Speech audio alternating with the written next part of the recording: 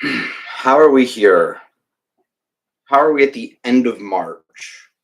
How are we here already? It's a good question, Artemis. Hopefully, we're going to blow through some questions. We do this on stream at the end of the month. That way, if people join, they want to be part of the discussion, they can be. But otherwise, you guys just watch it as a normal video. It's not a huge deal. But here we are, March 29th in 2025. And in Michigan, we're still waking up in the morning to snow, frost on the ground, but random 75-degree days during the week, which really upset the reptiles because they really want to go outside very often and they can't soon. Not yet, but soon. So that's one good thing I guess we got going on. So good morning, everybody. We know the standard routine. We kind of just putz around for 5 minutes and then we head into the video. Got some good topics today from the comments throughout the month, which was really good. Good morning, Peggy. How about this weather, huh? Soon. Soon. Actually, I think it's next week or whatever. I saw it's going to be one of the days going to be 29 degrees overnight predicted, which is interesting. Um, but yeah, soon. Soon. Love it. Yeah. You know what is nice with my big lizards, Peggy, is on those nice days where it is nice outside, taking them outside and having them just poop outside. So nice. So nice. What an easy cleanup. Can't wait till that becomes normal again for every day. Oh, it'll be so nice. I'll be just waiting for that. Hopefully everyone's having a good week. We got some good questions. As always, I'll just start ripping them through. You can just hang out and chat. If something piques your interest, you can comment. You can join in the conversation. You can ask your own questions, or otherwise, you just watch this like a normal video later. But like I said, I think it's really important to give people the chance to ask questions or get more clarification on things I say. Because oftentimes in videos, I mean, you've all done it. We've all watched YouTube videos and you've heard something and you it sparked a question in your mind.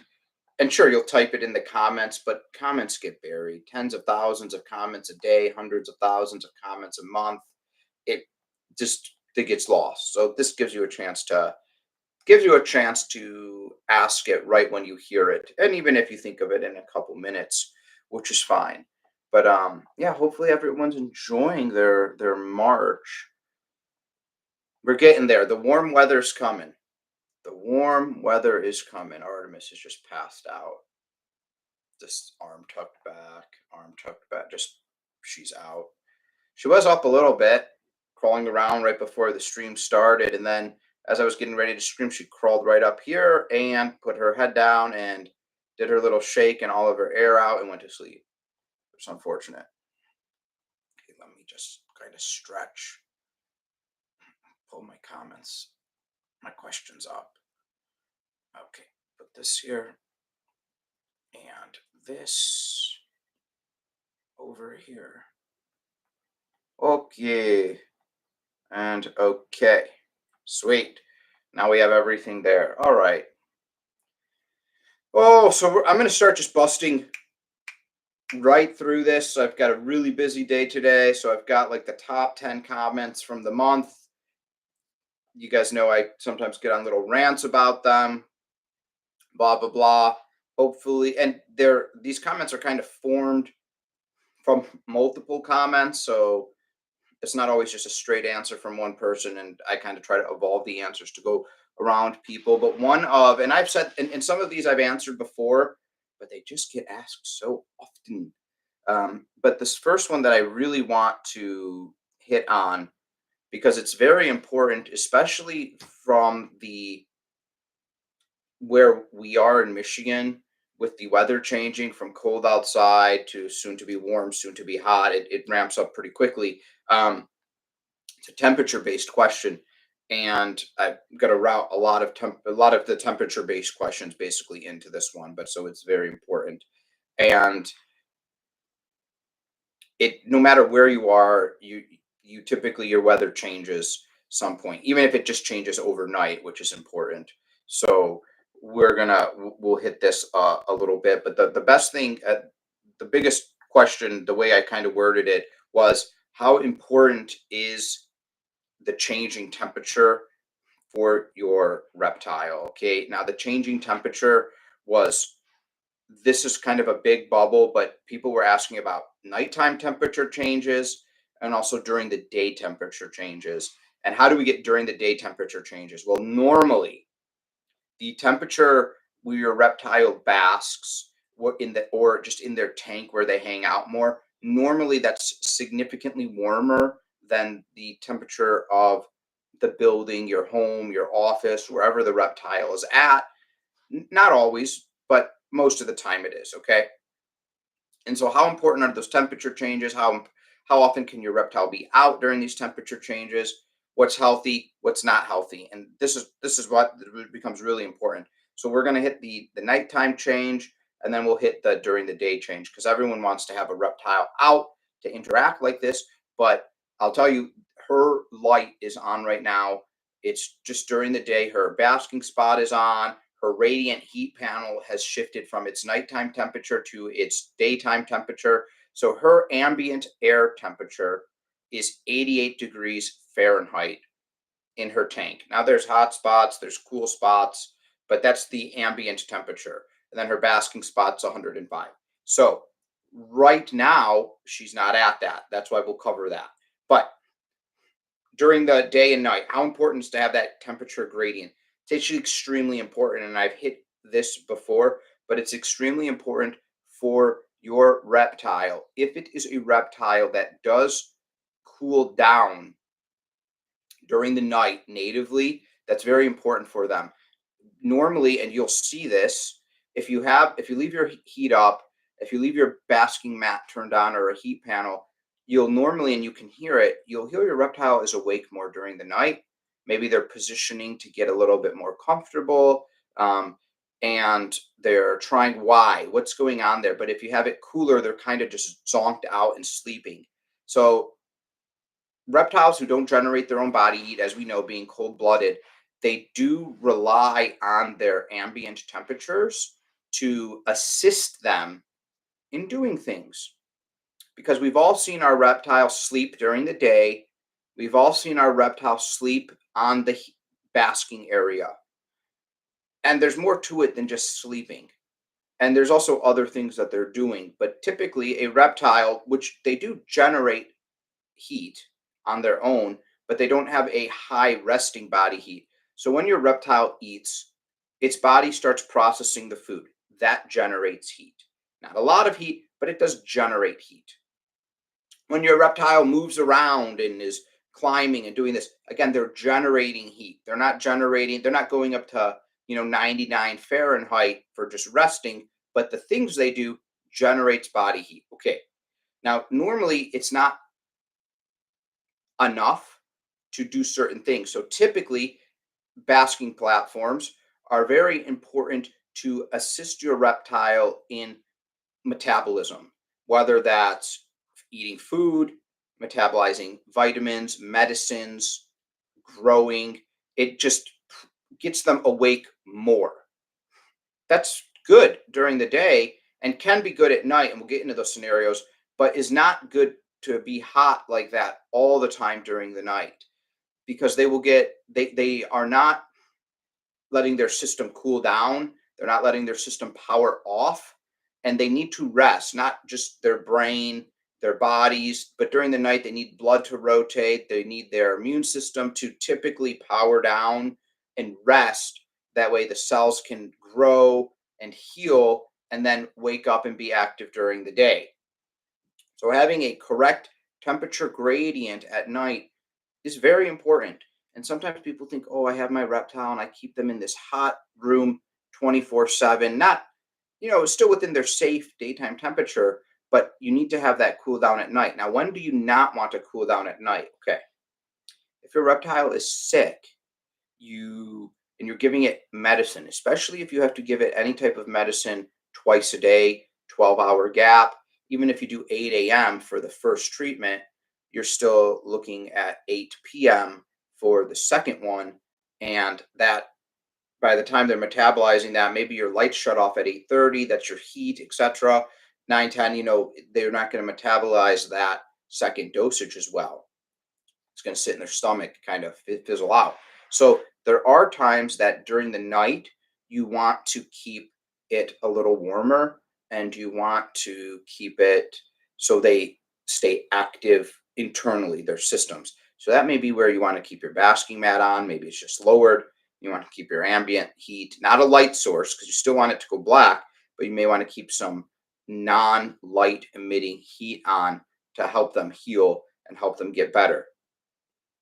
That's fine. And those are the times to do that. Also, sometimes with babies, when they are very small, you don't want it to necessarily get as cool at night. Maybe you want to keep the basking platform on. So, because they're so small and they are susceptible to getting sick and their immune system is just starting, that you do want to keep that heat more controlled during the night when they are young like that. Now, what's the catch here? If you want really healthy babies to turn into healthy adults, you keep that on for maybe the first month or two, and then you do want to taper that heat off and go to their normal cycle, because just like human babies, reptile babies, they're going to eat and then they need to rest to grow. They need to rest. That way, their body can spend the energy growing in size and length, muscle mass, bone density. They need brain. So they do need that cold cycle. But if you do get, and normally when you pick up a baby, it's not fresh out of the egg that you're buying it. So the breeder has already gone through that process, and you're getting a reptile that is 3 weeks, 4 weeks, 5 weeks, 6 weeks old, and they've already taken care of that process for you. You'll see sometimes people who do breed them and they have an incubator. They'll have their eggs in the incubator, but when the babies hatch, they do leave the newborns in the incubator still for a little bit, just to help make sure they're not susceptible to it getting too cold. Oh, hi, you waking up? Good morning. Good morning, Dawson. Good morning. So that temperature change at night is very important, but can be have variances thrown in depending on the health of your reptile. Now, this is the bigger question that does get asked all the time. What about a temperature change during the day? So, like I talked about in Michigan, it's still gets to freezing temperatures overnight, but we have winter here. But I'm in a house. Okay. So the house is insulated, it's climate controlled. What's going on here? But still, even though I have, central air and heat, in the summer, my house is warmer, right? And in the winter, it's cooler. I don't blast the heat to keep the inside of my house at, mid 70s during the winter. It would just run nonstop. You just would just heat out, overheat. And same thing in the summer, I keep it around 78, maybe a little less if I have a bunch of people coming over.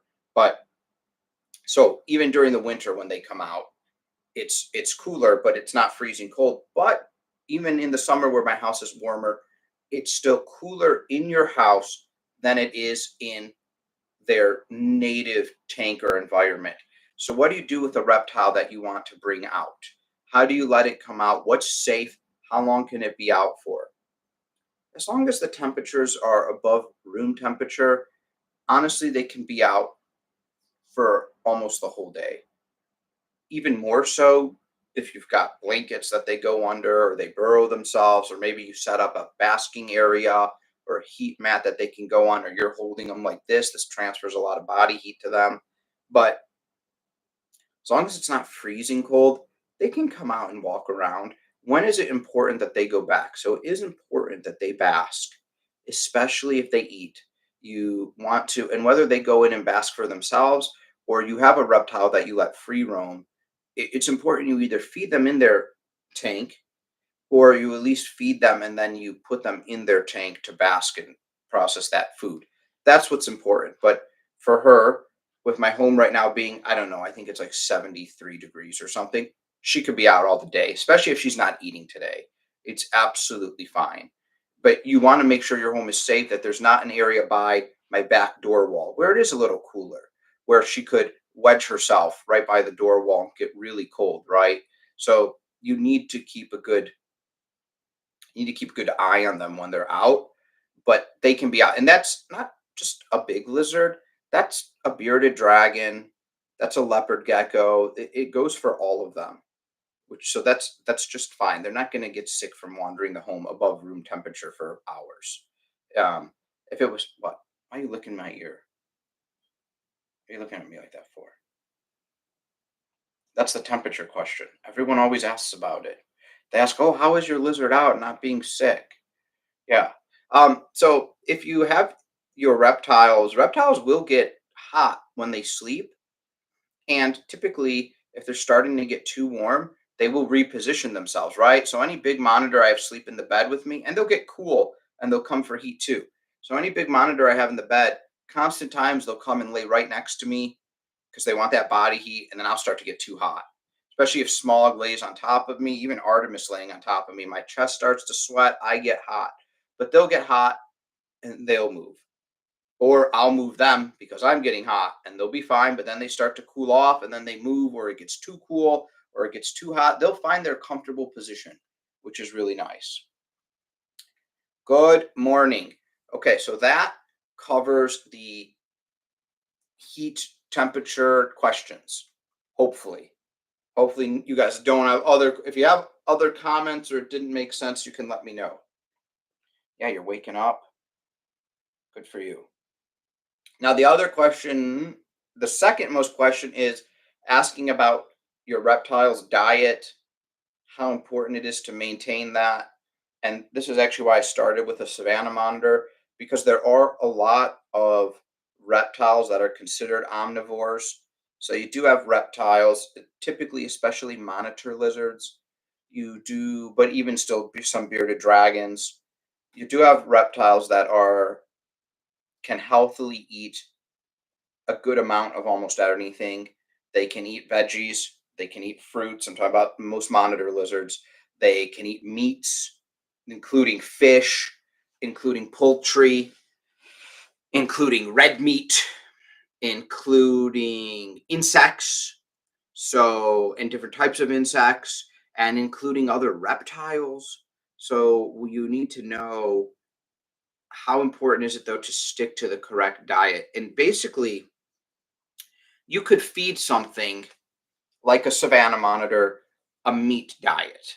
Okay, you could. But the problem becomes with all reptiles, even veggie eaters, is overeating and becoming fat. When they have fat on their organs, you have a big problem here. So no question, but just wanted to say thanks for all you do. I have a P job working with animals, a part-time job probably. Okay, oh, that's awesome. Very awesome. Where do you think where? What's going on here? Why? Why? What is this?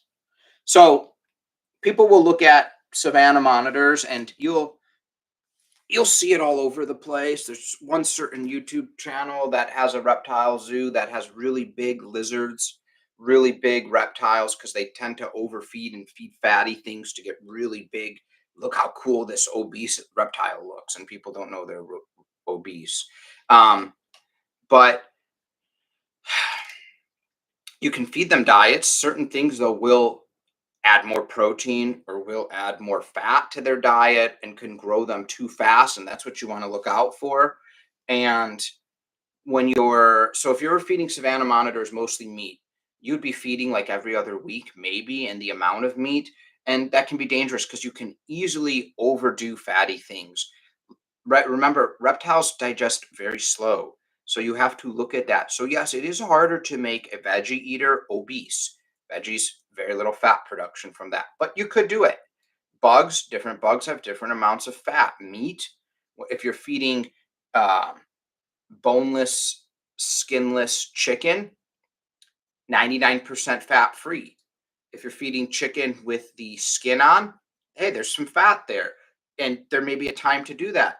If you're feeding beef, that's lean beef, great. If you're feeding a nice piece of marbled meat, then you've got fat in there. So you need to you need to what?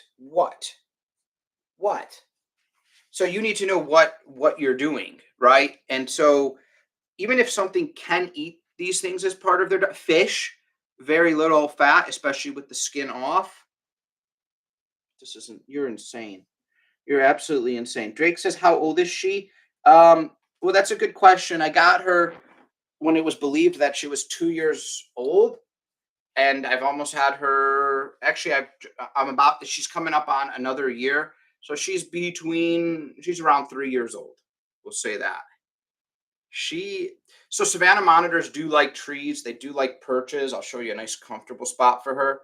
Is like this because she'll perch on. She'll grab you with her tail. And all of them do that because she feels nice and supported. Put my thumb underneath her neck and she'd sit there forever. So feeding the correct diet is important, but sometimes that diet is big. So not just the correct food is important, but the correct amount of food is really important. You can really power feed. I could feed a Savannah monitor whose primary diet is bugs.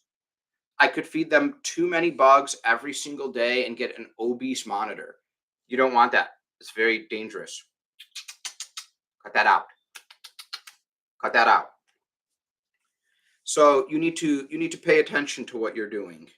Yeah, you like that? Now what? Now what? I'm just going to kamikaze off. That's fine. So that covers the food question. Now people want to. This comes up a lot, and I guess I don't. I don't. I'm not shocked that it comes up a lot, but what comes up a lot is, what how do lizards grow their tails back? And can all lizards do this? Can all reptiles do this? And no, they cannot all do this, to be clear. Not monitor lizards. Tegus will grow their tails back. Monitors will not. See you later. But monitors will regrow their teeth where a lot of lizards won't. And so there are differences. But so what happens with a lizard who drops its tail, whether it's been bitten off or whether the lizard itself has the ability to drop its tail? Okay. So some lizards can drop their tail. What does that mean? That means if a prey was chasing them, the lizard can actually detach its tail about a third of the way down. And the tail has nerves, and the tail will be wiggling on the ground as the lizard is running away. Very, very little to no blood is involved in dropping of the tail. It's quite fascinating. That tail will be wiggling around, and the predator that was chasing the lizard will grab the tail and eat the tail or start fighting the tail, thinking it's caught the lizard, and the lizard gets away. That's the dropping of the tail mechanism. But a tail can get hurt in a fight, it could get bitten, etc. And then sometimes the lizard will drop the tail, or sometimes the lizard will regrow the tail from there. It does not regrow the same. That's a big thing that you have to understand. So when the tail is normally formed, basically, right, the spinal cord goes all the way down through the tail. So you have individual vertebrae going all the way through the tail. And then the vertebrae are wrapped in tendons that go all the way down to the tip of the tail. And that gives the reptile extremely detailed control of its tail because you have basically a point of articulation going all the way down, and depending on the reptile, the vertebrae are spaced a little more or a little less. When the reptile drops its tail, it does not regrow the vertebrae. So you'll get a nub where the wound was, and then that will start to push out. You will get a piece of cartilage, solid piece of cartilage now. So it is bendy, right? But it's not vertebrae, so they don't have that control. But you just get a solid piece of cartilage that grows down through the tail. And that's what gives it its ridgeness. They'll still be able to move the tail starting at where the last vertebrae was. It will still flop, but it is not the same thing. And a lot of people don't realize that. Now, there's also depending on the type of lizard, what they use their tail for outside of that. So things like most geckos. Let's look at leopard geckos. Leopard geckos, outside of their tail, they store a large amount of water and fat in their tail to survive. And when they drop their tail, it's actually extremely difficult for the leopard gecko to be healthy when they drop their tail in the wild because they're not being supplemented regularly with food and water. They've now lost that reserve.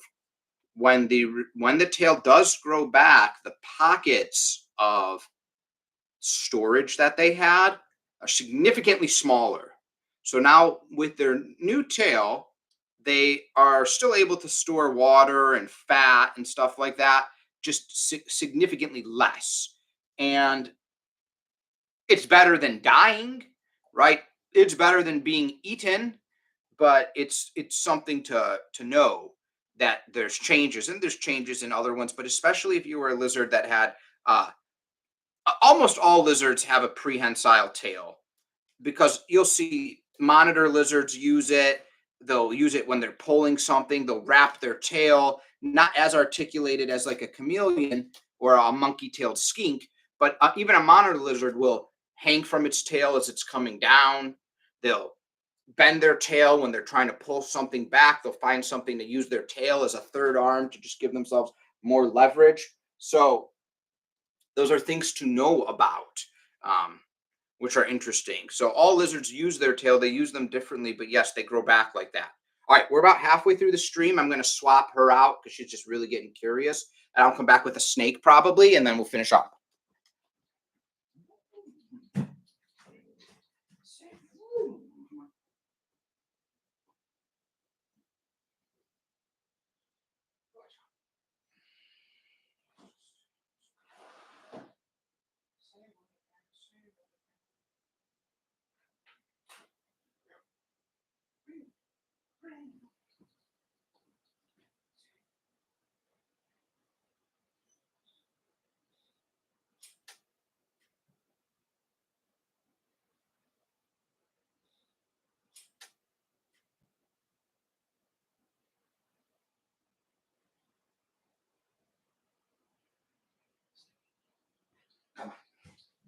Get over here, James. Pushing. Boom. Me trying to explain this to the skinks looking to come in my house where there is a cat. Yeah, that's true. Do you notice a big seasonal difference in your reptile's behavior? No, I don't. The only the only seasonal difference I ever notice is with the tegu and the bearded dragons. So when it's a brumating reptile, because they'll go into brumation, but otherwise everybody else just acts the exact same all the time. And sometimes ball pythons if they choose to brumate as well. Okay. So yeah, so just to retouch that tail regeneration, they're not regrowing. I know like Spider-Man has the lizard, and then like, oh, people will regrow their hands and their fingers will move. It's a different regrowth. Basically, the piece is there, but it's basically a stump. But without that tail, their balance is off. They run differently, right? That's a counterweight typically. It's weighing them back. Their ability to feel things is off. So the tail, even when it does grow back with just cartilage, is still provides a big thing. Their whole balance is gone or adjusted when they lose the tail.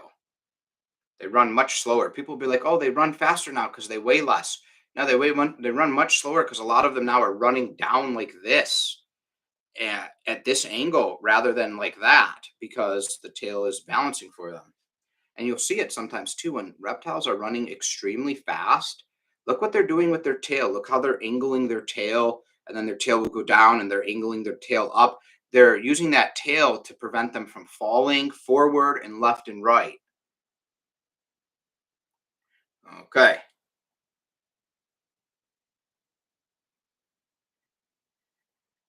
See here. Oh, okay. Yes. Got it. So How do lizards communicate with each other? Okay, so this is a question that gets asked all the time. So we all know with dogs, with cats, they'll bark at each other, they'll purr, they'll howl, they'll make noises, they do all these things, and the way that they howl, or the way that they bark, or the way that they meow, you can tell if it's friendly, if it's inviting, if it's welcoming, if it's a warning. So something that makes noise of some kind is much easier, we think, for most people to communicate. But still, dogs and cats and all these things that growl and do this, they still communicate with their body signal. You'll still see them wave, they threaten to hit you or themselves when they bring up their hand, they'll show their teeth, even before they're doing that. So there's still facial expressions and there's still gestures. Reptiles. So the we don't have as much of a noise factor, but there is noise. If you have snakes or if you have monitor lizards, you'll hear them sometimes when they're getting mad. People will say it's grunting. It's not grunting, right? They're expending a lot of air to make like a grunting sound, though. Um, and they do that. Baby lizards do that. Big lizards do that. I hear that all the time, right?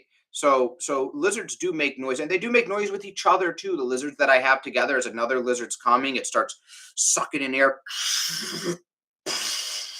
blow it all out, making this loud noise. So they do their version of grunting, and then you'll hear them like spiffing air out like that. So you will hear that noise. So lizards do make noise, in reptiles, I should say, not just lizards. Reptiles do make noise by manipulating air. Cool. Now, what about other ways that they communicate? So you'll see the head bob is right. The most common thing is the head bob. Then possibly some lizards, bearded dragons do this. Many other lizards don't. They will do arm waving. Okay. They also will be putting their head down for submission and acceptance. Okay.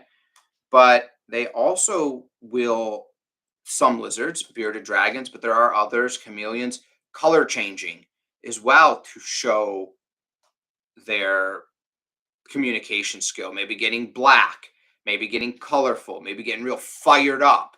So you can maybe see their colors more vibrant, maybe getting real dull. It's actually fascinating. Lizards, when they're cold, and in the wild, they'll do this. They darken themselves because they want to absorb more sun. They want to warm up. Lizards will also turn white when they are not white, but lighter sometimes when they are very hot and they want to reflect off some more sun, which is real interesting. Another thing too is we'll look at lizards, they physically puff up, right? If you've looked at a bearded dragon or a chameleon, bearded dragons are a great thing because all those spikes are all for show, right? But oh, something threatening is there, they're going to puff their neck up, they're going to spread their body out, they're going to try to look as threatening as possible. And that's their way of communicating, like, hey, stay off of here. So lizards, although they don't make as much vocal communications, they communicate a lot. And then with each other. Now, the way they communicate with us and humans are fascinating. How many of you have a smart lizard that will come up to the tank and tap on the glass when it wants out? Try to open the glass, tap to try to get your attention. Bearded dragons do it, monitor lizards do it, snakes will do it.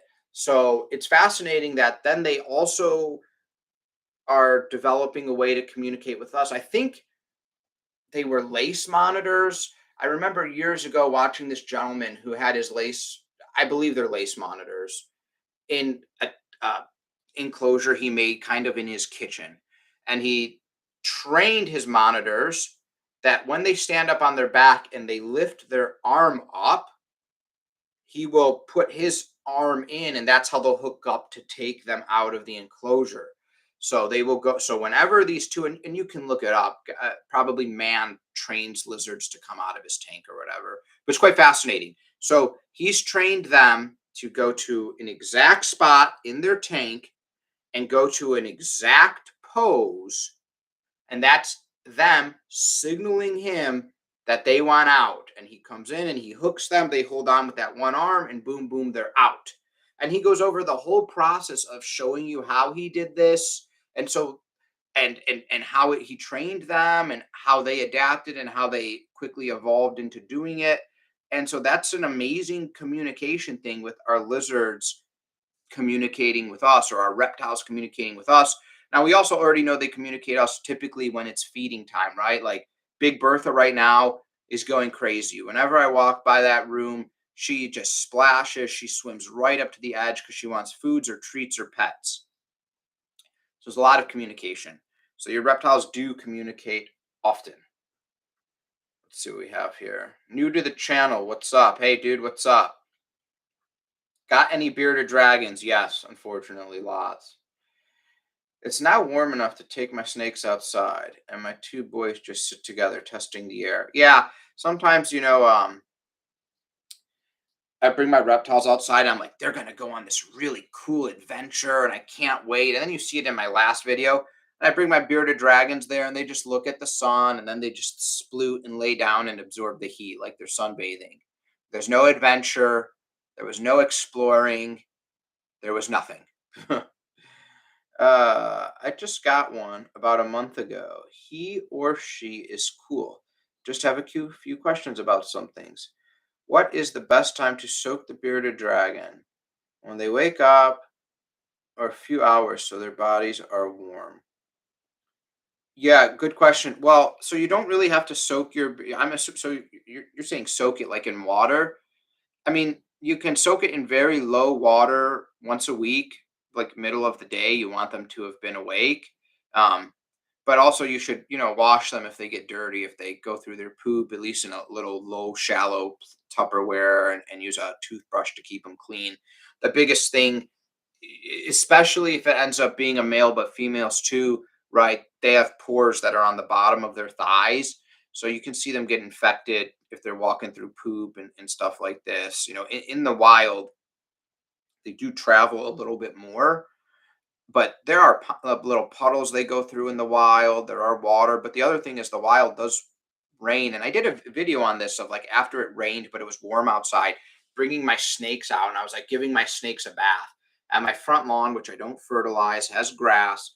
The grass is nice and wet, and just having my snakes go through that grass. And in the wild, a lot of reptiles clean themselves like that. They will go through grass that is wet, or fields or bushes, and rub all through it. And that's naturally cleaning them, right? That's your natural wet brush that they're going through. In their tank, they typically don't experience rain. So you want to keep them clean. But if it's not an aquatic animal, right? A bearded dragon is a plains animal, rocky animal. But they do drink water, they do find water, they do need water, but you don't need to do it often. So if you're doing it more to keep them clean and things like that, just once a week or once every other week. Bro, the snakes are just using their collective brain cell to be alive. Yeah, sometimes. Sometimes snakes can be real derpy, we find, right? All right, let's see if we got other. What's my next question? Oh, okay. So this comes up, and I've brought this up, but I wanna, so you can watch this in another video, another live stream. But a big question is, do lizards make good pets, or what is the best pet lizard? There's not a one catch-all option at all for any of these. You always look into the variables of what can you afford, and that doesn't include just buying the lizard. That includes purchasing of the lizard, purchasing of an enclosure, upgrading that enclosure over time. If you have a lizard that's really going to change in size from a baby to an adult, what you can afford to feed based on your reptile's diet, what you want to feed. Do you want to feed meat? Do you want to feed bugs? Do you want a bug colony? So those are the things that, and then typically the type of, the size of the reptile, because you may not want some giant thing eventually. And so you want to know those things. And then typically the temperament too, right? Nile monitors are known to be pretty ill-tempered. You'll see some every once in a while that are trained, but in general, they're known to be pretty ill tempered. I think they look sweet, but I don't want to deal with something that's generally ill tempered and really put training into it and things like that. And maybe even when it's trained, if you would have invested that training time in something that generally has a moderate cool temperament, it would be better, right? So you need to look at those things. Blood pythons, short, fat, big snakes, big heads, look awesome, not even expensive. Blood pythons are generally very ill-tempered snakes. Generally, you see again calm ones every once in a while, but it's like, man, that sucks because this is a snake with a big head that has a nice body. Burmese pythons, generally very sweet snakes, awesome snakes. They get huge. 20-foot snake, that's, you're feeding it big rabbits, whole chicken carcasses. It's a lot to think about there. Not a one person snake. So you have to have these things considered. Me, can you feed bugs? You don't want to feed meat. Can you feed bugs? You want something that's puppy dog tame that gets to a moderate size? Savannah monitor, boom. But also, let's look at lifespans. You want something that lives a long time? Okay, now you get a rock iguana. Congratulations, you've bought a 60-year-old pet, sometimes 70. Ball python, you've bought a 60 to 70-year-old pet if you're not breeding them. So, you know, if you're 50 and you're buying a baby rock iguana, you may live into your mid hundreds. Who knows, right? But so there's contingency plans, right? Um, got a black throat monitor a week ago and have been letting him adjust. I fed him one time and he ate just fine. However, he is not basking. Yeah. Oh, Lizzie, good question. A lot could be going on there. So, yeah, they have to adjust. They could get scared. I don't know if maybe you're just not seeing it bask. Um, but definitely could be basking and you don't see. But also, it if he's hiding in his cave, there's possibility your basking spot is too hot for him. I don't know what temperature you set his basking spot to, but you should look at that and take, try to see. So try lowering the basking spot 5 degrees. See if he basks more. There is no one size fits all basking temperature. So there was a study that was done, and they went around and they did measure surface temperatures of areas that the lizards were found in the wild, but your surface temperatures, they're all over the place. Oh, this rock was 200 degrees. It's big, it's up high, it's dark in color, so it was absorbing a lot. It was a nice piece of slate. Oh, this rock over here was 140. This rock was 110. Adult monitors there, adult monitors there. So there is no, for any of these lizards, there is no one size fits all basking spot. You're actually finding the basking spot for your lizard. And this is how you find it. If your lizard is avoiding the basking spot, it's probably too hot, especially if it's staying on the cool side of your tank and it's avoiding the warm side, it's too hot. How are you heating the basking spot? If you have a heat mat, that's the best way to do it because then you can precisely control the basking spot temperature without affecting the air temperature. Otherwise, you're using a heat source from above. Well, how does that get down? That has to, depending on the travel distance, put off a ton of heat, right? If the floor temperature is, let's say, 120, how hot is the air in that area? How hot is the air directly under that? Scorching, right? Especially if it's a far distance. You've got hundreds of watts of heat pumping down through the air, warming the air to hit the surface. And then that surface takes time to absorb that heat and get up to temperature. So it can be quite uncomfortable for your lizard when doing it like that. Not always, but it can be. So you really have to mess with that. So you try lowering the heat. Now, what happens if your reptile is like basking all day, 24/7? It's probably a little bit too cool, the basking spot. So the lizard doesn't ever feel like it's getting up to the temperature. Healthy basking behavior, I'll explain it, when not eating, because when they eat, they're going to bask while they feel like they're digesting. Your lizard should go to its basking spot, which should have most of the UVB, and it should take a significant portion of the day for your lizard to feel like it gets up to temperature. And then your lizard should go someplace to cool off, and then it can go back. If it's staying there all day, it's probably slightly too cool. It never feels like it's getting up to temperature. If it's going there for 10 minutes and then it's getting the heck out of there, it's too hot. It's getting up to temperature way too quick. If it's avoiding it completely, it's too hot. Or the bulb that you're using for it, if you're using a light producing bulb, may be messing with the lizard's eyes. The light rays may be bad. The IRA may be bad.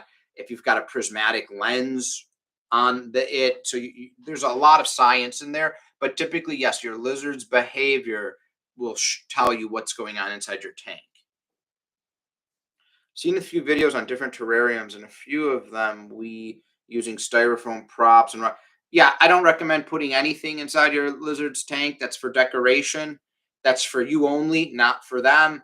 They can eat plastic. They can eat dirt. They can eat styrofoam. If you're going to put some stuff in there, solid rock that they need to climb on, but make sure where you put it is important. If you put a round rock against the wall of the tank, it's very common for a lizard to be running and their tail to get pinched between the round rock and the tank because you've put a gap. So now you want to make sure anything you put in either has no gap or has a gap that's large enough to not have the lizard get stuck. Also, what if the lizard falls whoop, and now it's trapped sideways between? But yes, stones, which typically look cool when put against a flat wall, a round stone has a tight gap, and the lizard can just be walking or basking and its tail goes in there, and then it decides to move forward and it now jams its tail and gets pinched. So if you put round rocks, make sure there's a big enough gap that you will never get an incident. Bugs are not cheap. Peggy is correct. The best thing you can do is a dubia roach colony. But if you're buying crickets, crickets are gross. They're not cheap. They're typically loaded with parasites. They're sitting in a communal bin that they're peeing and pooping on each other and drinking and eating their pee and their poop. And then you're feeding it to your reptile. And then your reptile almost always has parasites because of crickets. I toy with the idea of getting a ball python, but my lady won't let me get one. So Drake, yeah, ball pythons, are the number one pet right now. If you have an adult, you're feeding it once a month. It's pooping once a month. It's the most tame. It will never bite you if you know what you're doing. It will not get sick. You don't need to do it. You feed it frozen thawed. So you're not even feeding live. You're literally just picking up the poop when it poops. You're making sure the water bowl is clean and empty. And when it starts shedding, you increase the humidity by misting down the soil. Couldn't be simpler. I mean, it just couldn't be simple. Like this snake here. I mean, look at this. Look what I can do with the snake. The snake is now being held upside down. There's no aggression. The snake is not in any danger. That's not any dangerous to the snake. I'll now hold the snake like this. We'll put the snake like this. We'll flip the snake like this. The snake is not getting mad. The snake does not care. The snake is fine. I could give this snake to anybody right now, a newborn baby. I could put the snake on a 6-month-old infant. It's not going to strangle the infant. It's not going to bite the infant. It is not going to somehow eat the infant. Look at the size of this snake's head. This is an adult male ball python. Look at the size of this snake's head. People are like, the snake will eat me. What can this head do? What can this head do? This snake cannot eat me. Right? So there's absolutely nothing to worry about. The snake, we'll wrap the snake around my neck. The snake will not choke me. It's just not what they do. Don't believe the movies. Know the type of snake you have. Do you recommend I'm buying insects for your reptile? Well, if you can have a dubia colony, they're clean insects. They don't make noise. They're much better vitamins. And then you are feeding them and you're cleaning the bin so you know it's not getting contaminated with parasites. Breeding your own. Oh God, fail medic. Great. Yeah. I see we did a name change here. So I'm going to be wrapping this up now, though, guys. I've gone over my important topics. So if you guys have any last minute questions, it doesn't matter. It doesn't have to be on ball pythons. It can be any reptile related question or any question for me you've been wondering to ask. Even if you don't know if they've been asked before or not, or even if you just want some clarification, now would be the time to just throw out your question or your comment. No judgment here. It's not my fault if you ask an idiot question and I make fun of you. What? What? Uh, like, can snakes fly? Yes.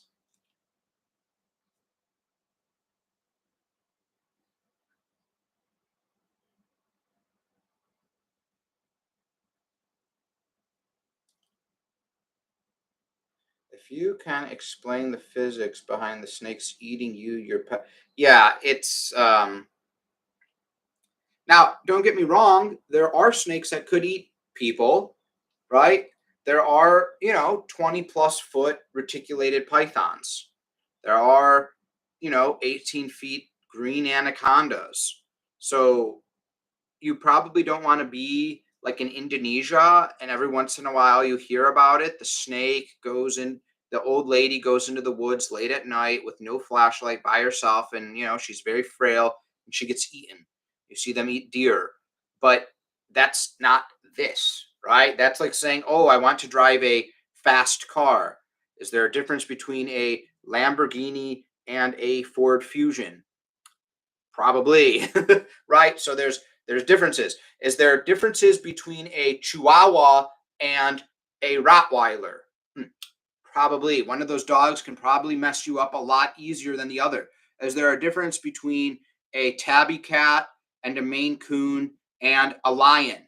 Hmm, Probably. So it's interesting because sometimes with snakes or sometimes with reptiles, we categorize them all together, but we don't do that with other animals. Like, people will generally say, hey, dogs are very safe pets.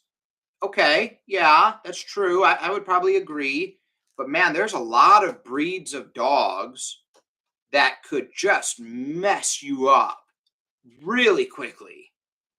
The Chihuahua could probably, I don't know, do some harm. I'm thinking to an adult. I don't know if a Chihuahua can bite through a pair of jeans or like a winter jacket, but like a Rottweiler, a Carne Corso, a Pit Bull, there's a Husky, a German Shepherd. There's definitely some aggressive breeds, right? That could mess you up. Same thing, like I said, with and wolves, right? Wolves are the same thing. So it's interesting sometimes but that's like, well, a fish is generally safe. Yeah, I would probably feel safe swimming with a fish, but would I feel safe swimming with piranhas? Those are fish. Would I feel safe swimming with great white sharks? Mm, You know what I mean? Like, we're getting a little right.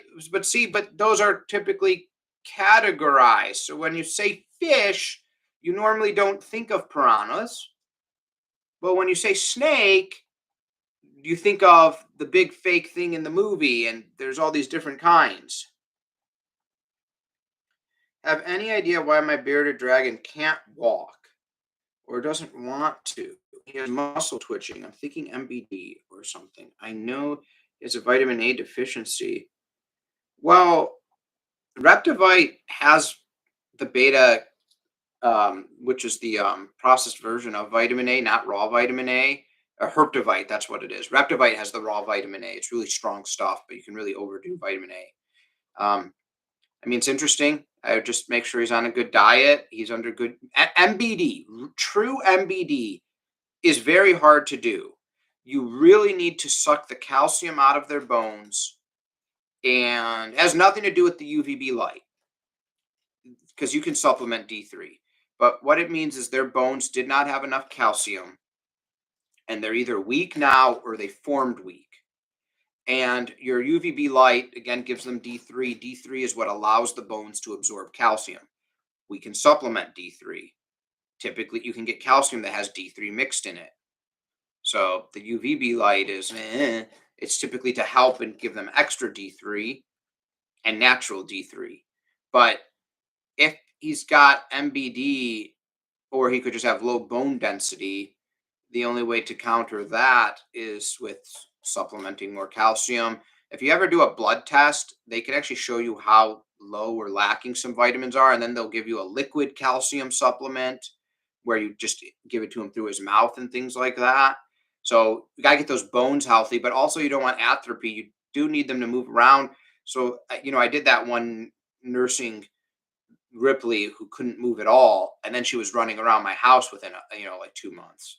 So putting them in water where they could move their legs, you're supporting their stomach, but they don't have their body weight on them. But they can move their legs, and exercise is really important. You need to get those tendons, those muscles, those bones moving, but you also need to make sure those bones are strong. You've been to a vet. Walking issues can be, yeah, it could be. Also, walking, also, I'm assuming it's pooping, but if for some reason they are impacted, then they aren't pooping and they'll lose, like, that poop will put such a strain on their nerves that they won't be able to move. Should I hold my baby bearded dragon every day or just let him be for now? Well, that's up to you. As long as you're not stressing them out, if you put your hand in there and you pet them and they're fine, if you scoop them up from underneath and they're fine, go for it. I the only time I don't hold babies are like, or a new reptile I get that's not used to humans. So we're talking a fresh baby is like 2 days. And then I'm interacting with them. All right, guys, I'm gonna wrap it up. Thank you so much for attending the stream. Wow, look at this. 14 viewers with 14 likes. That's great. That means almost all of you liked the video. How do I know that doesn't mean all of you? Well, because at one point we had like 25 viewers and not everyone left a like, but that's okay. And one of those days, yeah, I mean, you can't take him to the vet as long as he's pooping. You put him in the water and you're supplementing him. You got to do the best that you can do. His UVB is good. He's eating good. There we go. All right. Take care, everybody. Have a good weekend.